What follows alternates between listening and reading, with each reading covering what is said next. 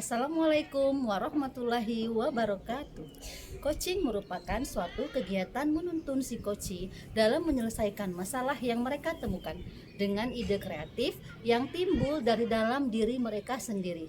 Pada kesempatan kali ini, saya akan melakukan demonstrasi kontekstual modul 2.3 supervisi akademik dengan rekan sejawat. Di sini saya sebagai supervisor. Saya bersama teman saya, Heni Aprianti sebagai coach dan Ibu Yeni Widipalupi sebagai psikoci. Selamat menyaksikan. Assalamualaikum warahmatullahi wabarakatuh.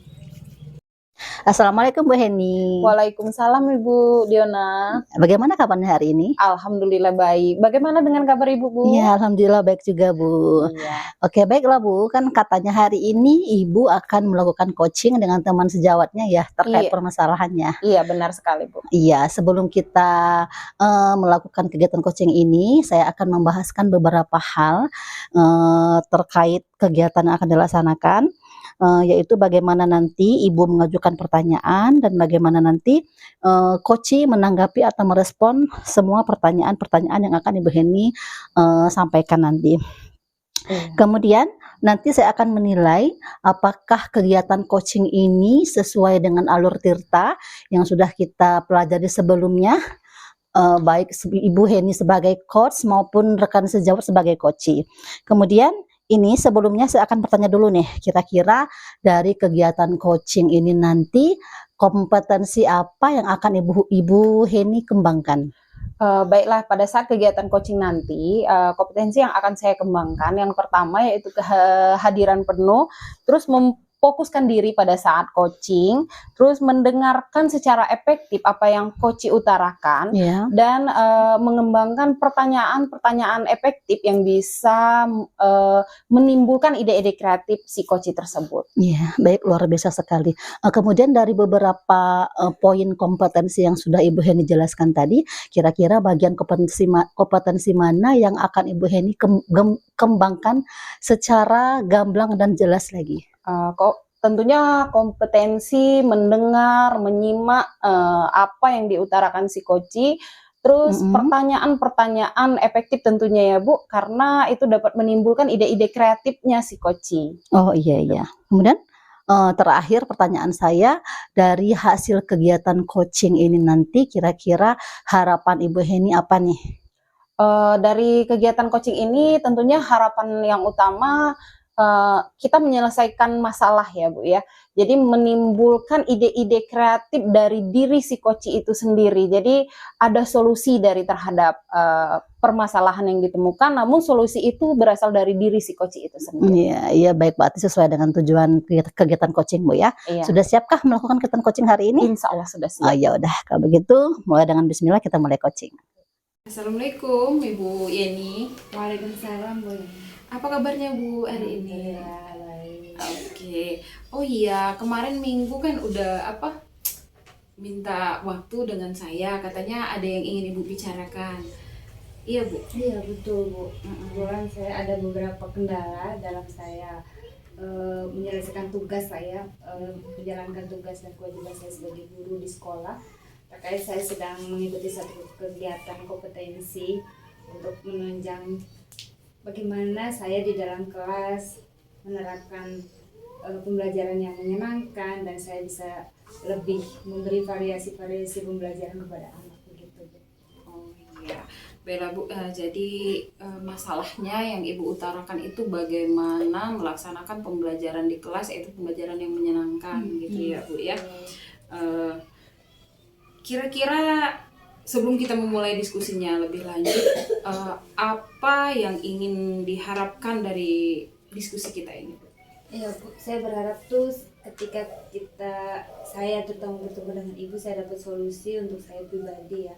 Saya bisa mengatur waktu untuk diri saya pribadi, untuk bagaimana menyelesaikan tugas-tugas saya terhadap pembelajaran saya di kegiatan kompetensi ini. Terus saya juga bisa mengelola kelas dengan baik tanpa harus terkendala karena saya kesibukan di luar, dan saya juga anak-anak tuh memiliki satu motivasi sehingga suasana belajar itu tidak kelihatannya monoton gitu. Mungkin karena saya sendiri juga sedang banyak tugas ya, jadi ketika saya masuk dalam kelas juga tidak ada reaksi sama sekali, otomatis kan kesannya kayak, atau mungkin KSE saya ada kemampuan saya mengatur emosionalnya apa, mungkin di situ Bu saya jadi sekarang sedang, saya itu seperti apa sih sebenarnya gitu.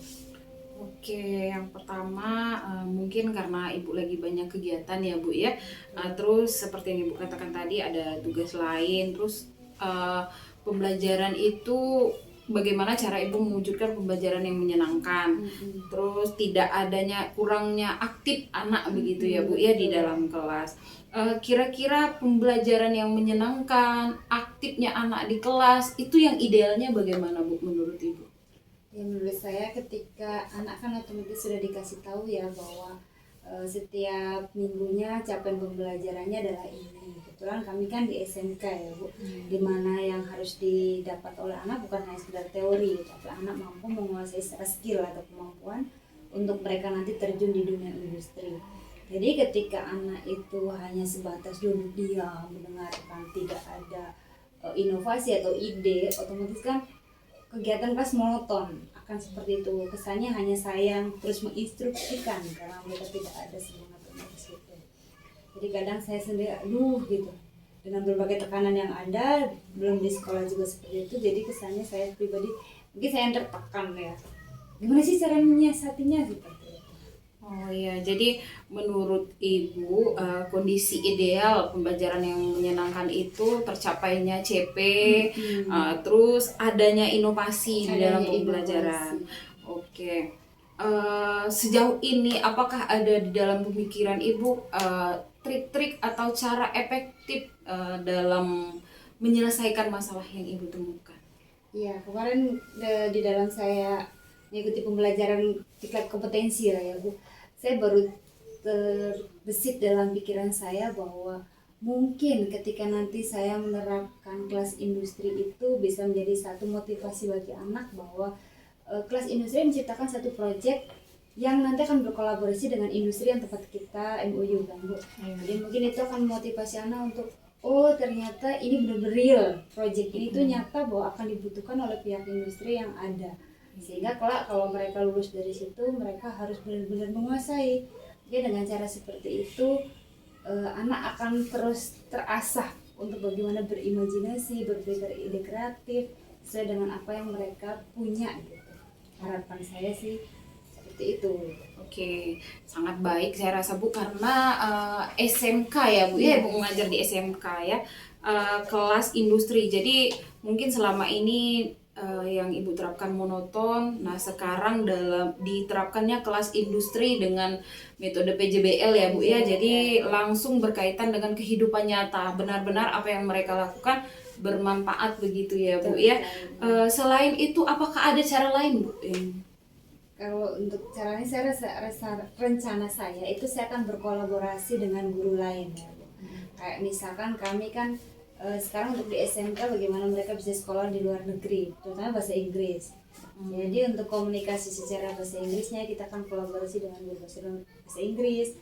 Terus untuk bagaimana mereka membuat branding diri itu dengan guru bahasa Indonesia, karena untuk bagaimana mempromosikan pribadinya nanti ketika mereka bikin CV dan sebagainya. Jadi mereka sudah mulai diarahkan untuk gimana sih ketika mereka kan siap terjun di dunia kerja gitu. Mungkin itu akan jadi satu motivasi lagi.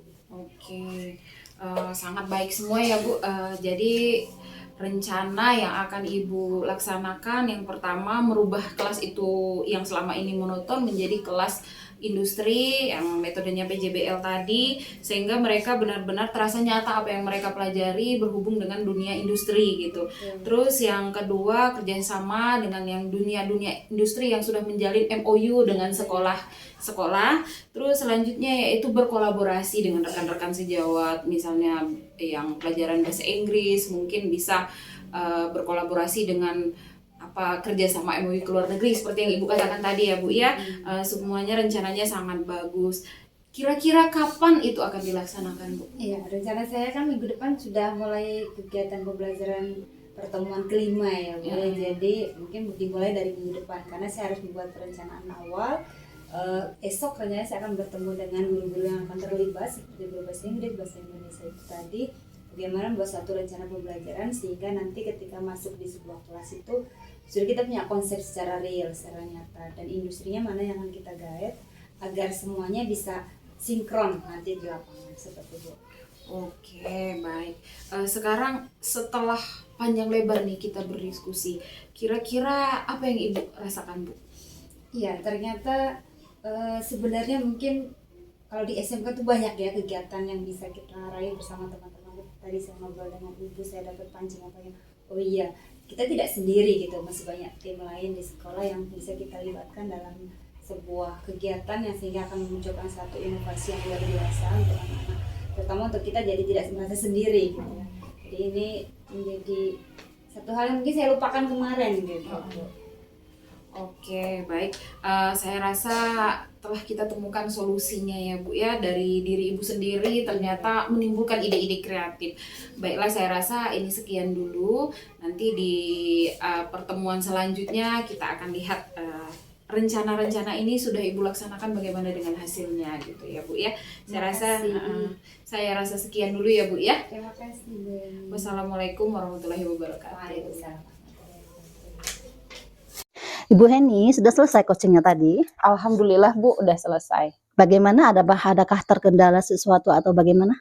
Alhamdulillah lebih kurang 15 menit tadi kegiatan coachingnya itu berjalan dengan lancar, tidak ditemukan masalah yang begitu signifikan. Iya, berarti bagus ya Bu ya. Kemudian dalam kegiatan tadi kira-kira apa saja yang sudah Ibu Heni terapkan dan lakukan di sana?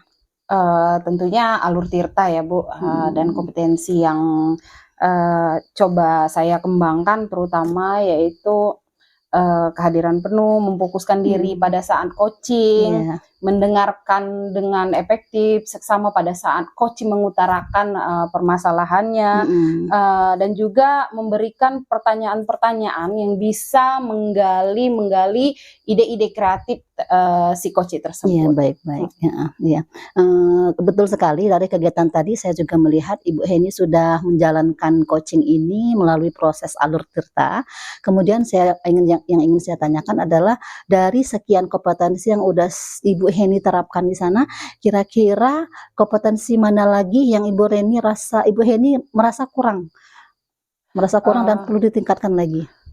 Saya merasa mungkin saya harus mencari sumber lagi agar saya bisa mengembangkan atau membuat pertanyaan sehingga bisa menimbulkan ide-ide kreatif dari si coach dalam menyelesaikan masalah tersebut. Iya, baik sekali. Terus dari proses coaching tadi dari awal sampai akhir, kira-kira tindak lanjut apa yang akan Ibu Heni lakukan?